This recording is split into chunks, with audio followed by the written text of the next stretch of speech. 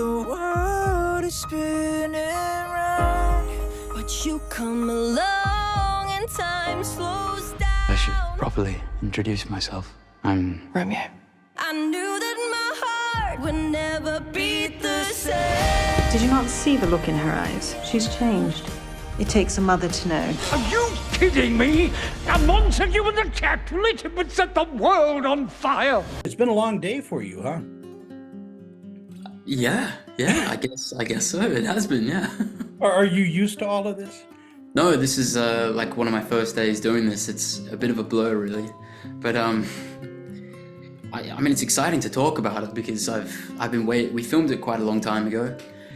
So now it's cool just, bringing it all back up. I got to see Clara again, which was exciting. And I'm just so happy that people are going to see it, finally. Me too, because it's such a vibrant and wonderfully done adaptation. And it's really the story that Shakespeare knew, before he wrote Romeo and Juliet. And it really touches on a lot of different notes. And speaking of notes, wow, what a voice you have. Thank you so much. Stepping from the live stage into this musical, was it a big transformation for you? It was more of a transition trying to go from film and TV into a musical, even though it was a movie musical. I think singing on screen is really difficult. It's especially at 2 a.m. in freezing cold in Italy. That's tough. But yeah, having been on stage before, it definitely helped. I think that having that self sort of confidence and an awareness of your body is really important. As audiences discover this, and they will, what do you think they'll take away with them from watching Juliet and Romeo? Well, I think they'll get the story. Our adaptation is really faithful to Shakespeare's story. But I think they'll understand it on a level that maybe they haven't before, simply because it's modern language, it's modern vernacular, and that's definitely going to be helpful. And I think the themes are explored in maybe a different way. They're explored through song. So, if they like the songs, the pop songs, then they'll really connect emotionally to those moments in ways that they haven't before. Yeah, I think the nuances in Shakespeare's play are really put a spotlight on in the musical, because it's a lot easier to kind of get the feeling of what these two lovers are going through. Yeah, I agree. It's I think you can really get a sense of the sort of the camaraderie between the Montagues, a camaraderie between the Capulets. And the feud between... I got a sense in this movie that I could really feel the sort of conflict between the families in a way that hadn't been explored in other ones. It's just explored in a different light. And you really get a sense of the community, the town of Verona, and the history of what was going on in Italy in the 1300s. Yeah, as I said, it's a beautiful adaptation. The music is brilliant. And you are just amazing to watch. And so congratulations on this wonderful film. Thank you so much.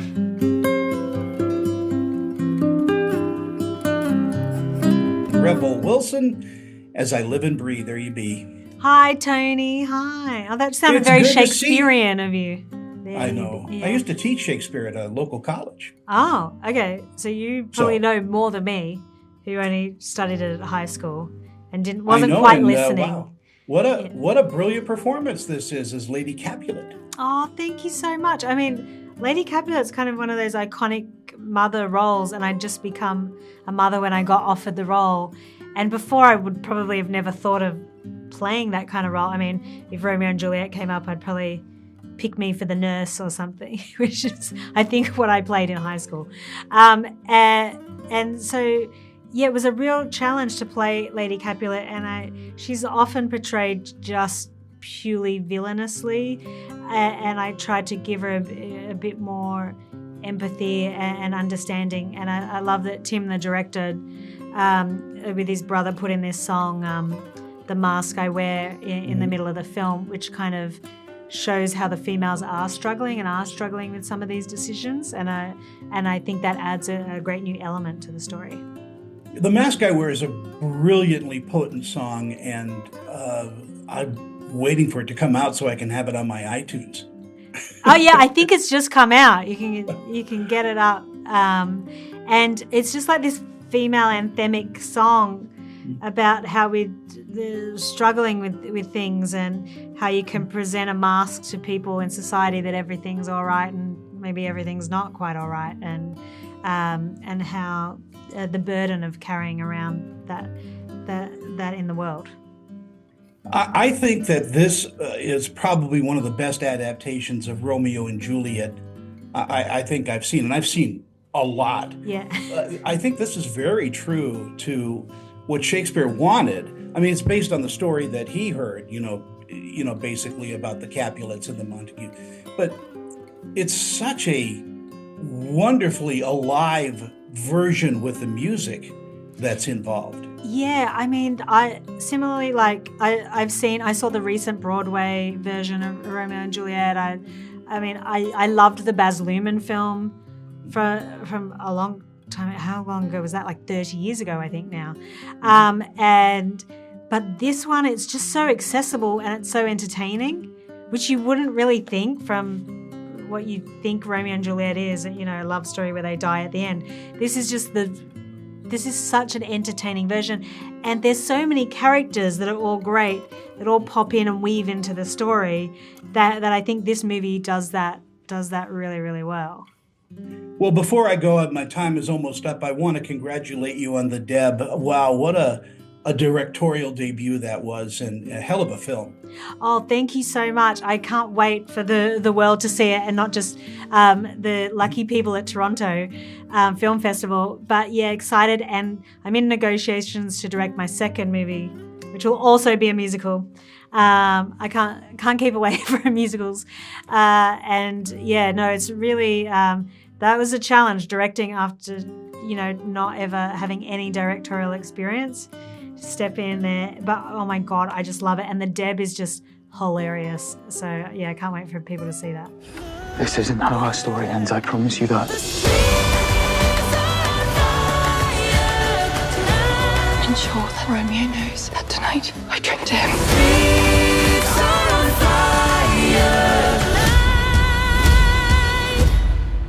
What now? It's a mystery.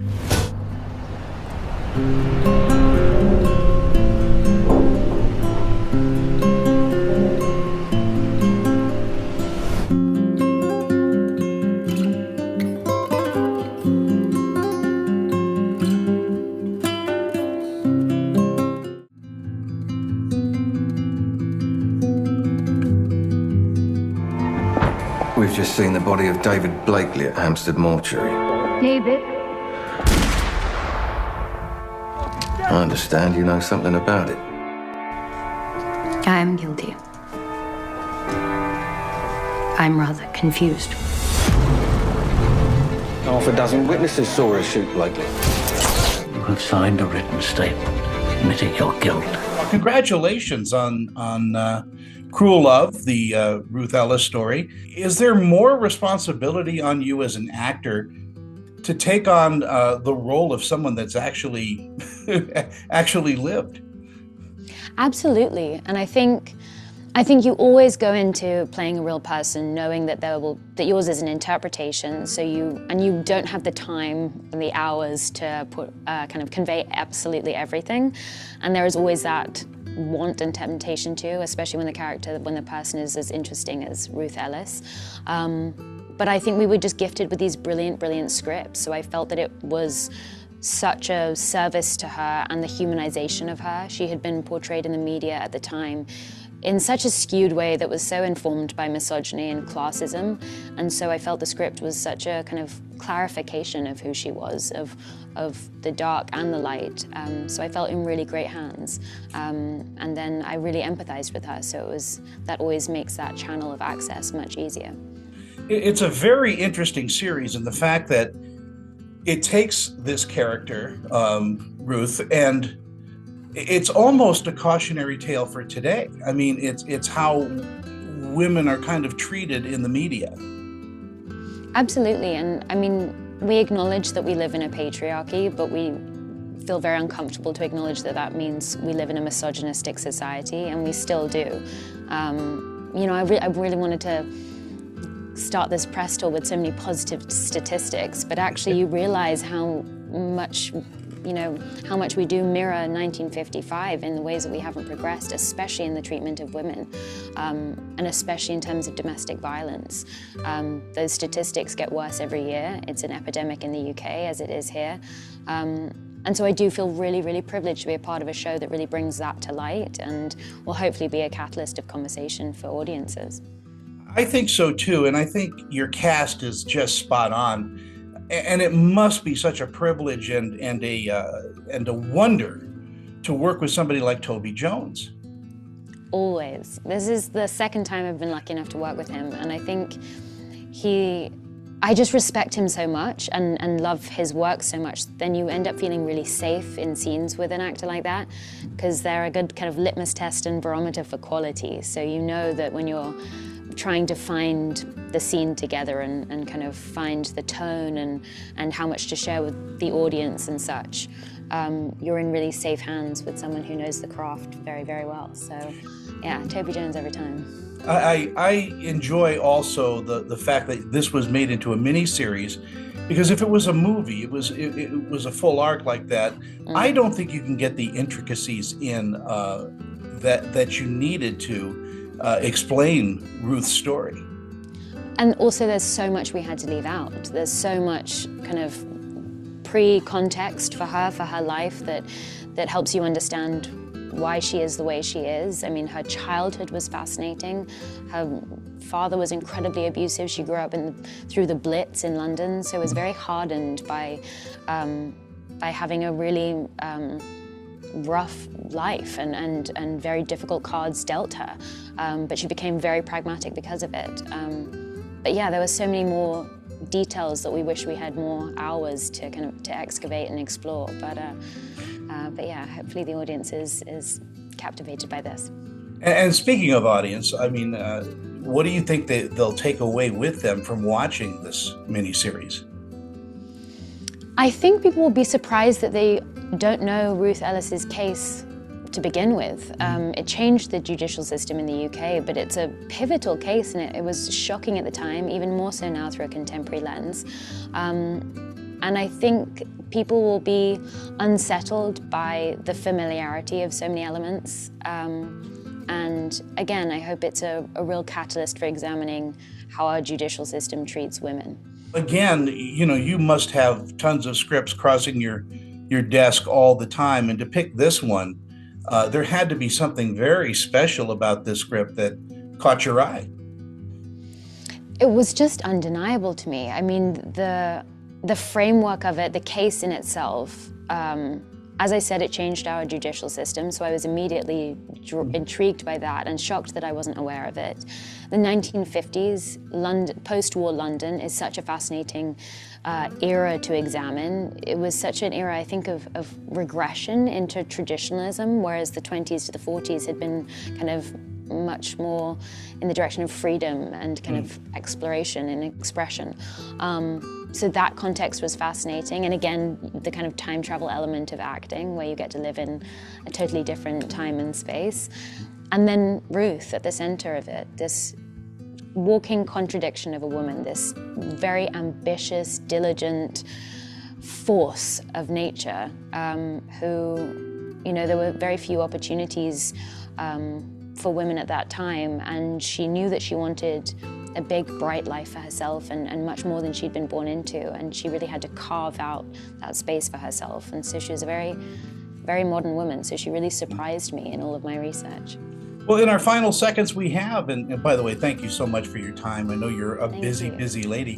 Will you be going back on stage, hitting the board, so to speak, and doing something in front of live audiences soon? I don't know. I don't know. I do love camera work because I mean, as you'll see in this show, you get to be so intimate with the audience when it's, you know, you can have a mask that kind of a jury won't see, and then the audience and the camera are so close, the slight flicker can convey so much emotion. And I find that so satisfying as an actor. But never say never. Possibly. Lucy, thank you so much for your time, and always good to see you. Thank you. Likewise. Thank you so Bye-bye. much.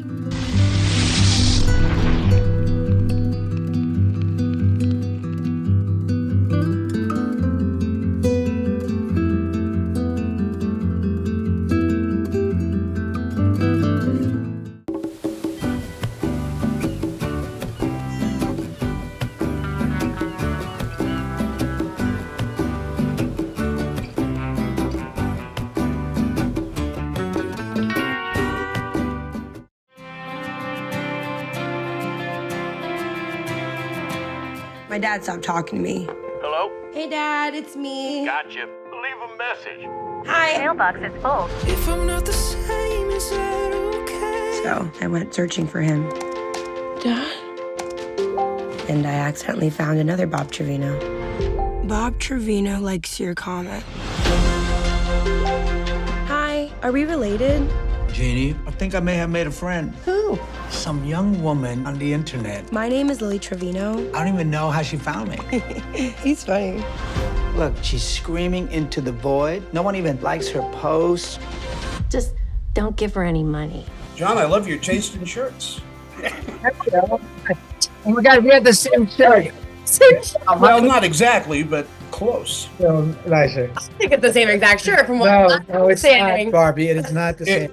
It's part of the John Leguizamo collection here at many men's shops. Wow, what a film, guys! I tell you, I was just blown away by by how endearing this film is, how funny it is, and yet how heartbreaking it is. And Lily, you do such a great job in this. It's got to be an actor's dream to play somebody like this. Yeah, I think, I think what really allowed me to do our work, me and Tracy, was that it was completely independent. And, Tracy put her whole life into this. She got financing for this movie, and it was a true independent feat. So I think we got to it is an actor's dream to have that where, we're there because we're making decisions within ourselves, and that's what makes sense for the story. And usually the best work, I think, comes from that, when people really have or are independent minded in their filmmaking, or are truly independent like we were. So I think for me, that was really what allowed me to kind of do what I got to do, and Tracy to do what she had to do, was that it was independent, and it was, we were doing the movie that we wanted to do. So I got to back it up with her, because it's true. I mean, indie film is still the best character driven story. It's not driven by plot. It's driven by character and what people want and need. And the honesty and the rawness of it, you see it on film. You see it with Barbie. As she breaks your heart. She makes you laugh, and it's a beautiful journey. Yeah, it is, and it is a hero's journey, Barbie. It really is got everything in it. Every Joseph Campbell beat is in there. Exactly, and it's got a rhythm that I haven't felt in a long time. Wow. Well said. Thank you. Right, it feels fresh. It feels so. Yeah. The film itself is just so different than what is out there. That it's so refreshing, and I think people are really resonating with the fact that it's so outside of what most of the content that's coming out now. It's original. It's not an IP. It's a story based on real elements that happened. So that's what makes it feel authentic. No fancy camera tricks. None of that. No tricks at all. No tricks at all. and John, I'll tell you. I mean, you fell into this part so well. I mean, have you wanted to play somebody like this? Yes, I have. I've always wanted to play like a more three-dimensional character, a more regular type of guy. I'm always playing like eccentrics and weird characters, which I love. But this was a chance for me to be more myself and bring myself to this film. And working with Tracy Lehman in this amazing script that was so moving and touching, and Barbie and her performance is the breakout performance of the year. You heard it. I absolutely believe that too. I wish that this was closer to the Academy, because this would be certainly a nominated up performance. Taking compliments, okay? But thank you. I'm just blushing over here. Thank you so much. Well, the compliments come with the shirts, so yeah. I like the shirts. I like the shirts. I do like your shirt a lot, though. I'm not gonna lie. John, it's good to see you. Thank you both for the time. Thanks, Tony. I befriended a stranger on the internet so that I could feel like I had like a family. Calm down and breathe. I do not need to breathe. What I need is a dad. We're all a bit broken. But you know what? You're gonna be fine.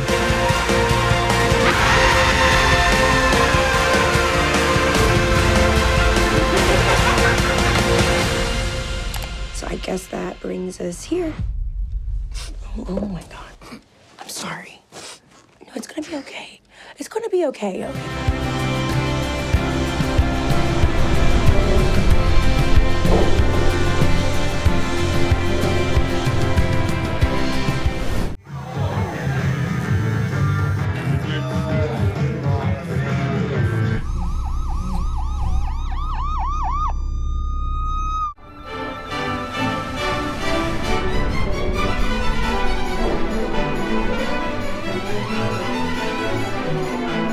Thanks for watching Screen Chatter. If you'd like to catch up on all of our celebrity interviews and movie reviews, just log on to screenchatter.com. And you can also follow us on social media, including Instagram, X, and Facebook. Again, thanks for tuning in to Screen Chatter this week. We'll be back next week with another show. I'm film critic Tony Toscano, and I'll see you at the movies.